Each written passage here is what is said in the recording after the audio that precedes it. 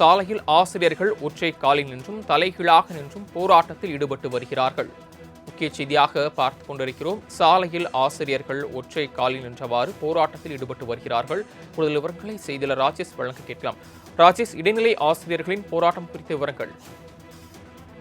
சரவணன் வணக்கம். பகுதி நேர ஆசிரியர்கள் 13வது நாளாக இன்றைக்கு டிபிஐ வளாகத்தை முற்றுகையிடும் போராட்டத்தில் ஈடுபட்டிருக்கிறார்கள். குறிப்பாக தங்களுடைய கோரிக்கையை நிறைவேற்றும் வரை இந்த போராட்டம் தொடரும் என்று ஏற்கனவே அறிவித்திருந்தார்கள். பகுதி நேர ஆசிரியர்களை பொறுத்த வரைக்குமே அவர்கள் தங்களை பணி நிரந்தரம் செய்ய வேண்டும். அதே போல மற்ற ஆசிரியர்களுக்கு அளிக்கப்படக்கூடிய அதே ஊதியம், சம வேலைக்கு சம ஊதியம் என்ற அடிப்படையில் பகுதி நேர ஆசிரியர்களை நிரந்தர ஆசிரியர்களுக்காக பணியமர்த்த வேண்டும், பணி நிரந்தரம் வேண்டும் என்ற கோரிக்கையை வலியுறுத்தி கடந்த 12 நாட்களாக அவர்கள் தொடர்ச்சியாக போராட்டத்தில் ஈடுபட்டு வருகிறார்கள்.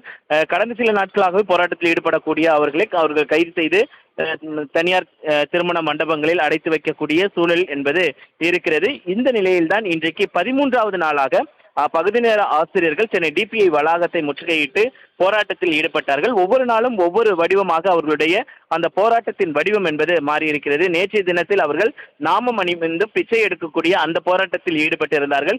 இன்றைய தினத்தில் அவர்கள் ஒற்றை காலில் நின்று தலைகீழாக நின்றும் தங்களுடைய போராட்டத்தை முன்னெடுத்திருக்கிறார்கள். குறிப்பாக தங்களுடைய போராட்டம் தொடரும் வரை, அதாவது தங்களுடைய கோரிக்கை நிறைவேற்றும் வரை அந்த போராட்டம் என்பது தொடரும் என்று அவர்கள் தெரிவித்திருக்கிறார்கள். நம்மளுடைய ஒளிப்பதிவாளர் பிருத்திவிராஜ் நேரலையாக காண்பிக்கக்கூடிய அந்த காட்சிகளை நீங்கள் நேரலையாக பார்த்து கொண்டிருக்கிறீர்கள்.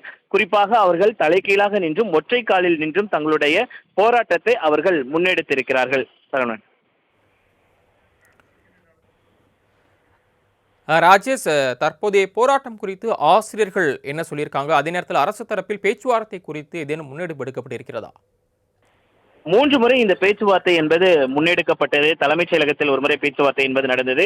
பொங்கலுக்கு முன்பாக பகுதி நேர ஆசிரியர்கள் சென்னை கிரீன்வே சாலையில் இருக்கக்கூடிய அமைச்சர் அன்பில் மகேஷ் அவருடைய இல்லத்திற்கு சென்று நேரடியாக பேச்சுவார்த்தையில் ஈடுபட்டிருந்தார்கள்.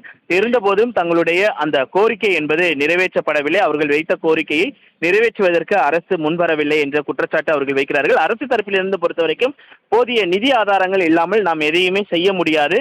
குறிப்பாக நாம் பகுதி நேர ஆசிரியர்களுக்கு பல நல்ல திட்டங்களை செய்து கொடுத்திருக்கிறோம். பணி நிரந்தரம் உள்ளிட்ட கோரிக்கைகளை அவர்கள் வைக்கிறார்கள். ஆனால் பணி நிரந்தரம் செய்வதற்கான சாத்தியக்கூறுகள் தற்போதைய சமயத்தில் அதற்கான நிதி ஆதாரங்கள் இல்லாத காரணத்தால் நாம் அதை முன்னெடுக்க முடியாத ஒரு சூழல் என்பது இருப்பதாக ஏற்கனவே அரசு அதிகாரிகள் தெரிவித்ததாக பகுதி நேர ஆசிரியர்கள் தெரிவித்திருந்தார்கள்.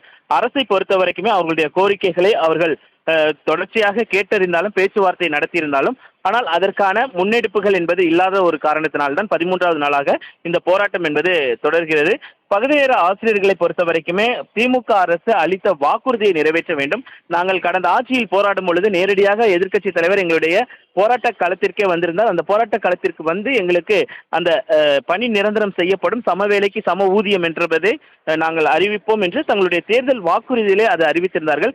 அவர்கள் கொடுத்த வாக்குறுதியை தான் நாங்கள் திரும்ப கேட்கிறோமே தவிர்த்து நாங்கள் புதிதாக எதுவும் கேட்கவில்லை என்று அவர்கள் வைக்கிறார்கள். ஆக மொத்தத்தில் அரசை பொறுத்த வரைக்கும் பேச்சுவார்த்தை நடத்தியிருந்தார்கள். அவர்களிடம் என்ன மாதிரியான நிதி ஆதாரம் இருக்கிறது என்பதையெல்லாம் எடுத்து கூறியிருந்தார்கள். குறிப்பாக மத்திய அரசு கொடுக்க வேண்டிய அந்த நிதியை கொடுக்கவில்லை, பகிர்ந்தளிக்கவில்லை. மும்மொழி கொள்கையை ஏற்றுக்கொண்டால் மட்டுமே நிதி பகிர்வு என்பது மத்திய அரசு சொல்லியிருக்கிறார்கள். அதனால் நிதி பற்றாக்குறை இருக்கிறது என்று அமைச்சர் அவர்கள் ஏற்கனவே நேரடியாக செய்தியாளர் சந்திப்பின் போது தெரிவித்திருந்தார். அந்த அடிப்படையில் தொடர்ச்சியாக பேச்சுவார்த்தை நடத்தப்பட்டது. ஆனாலும் அந்த பேச்சுவார்த்தை என்பது அவங்களுக்குள் முற்று பெறவில்லை. அதன் காரணமாகத்தான் 13வது நாளாக இந்த போராட்டத்தை அவர்கள் முன்னெடுத்திருக்கிறார்கள். சரவணன், தாங்கள் வழங்கிய விரிவான விவரங்களுக்கு நன்றி ராஜேஷ்.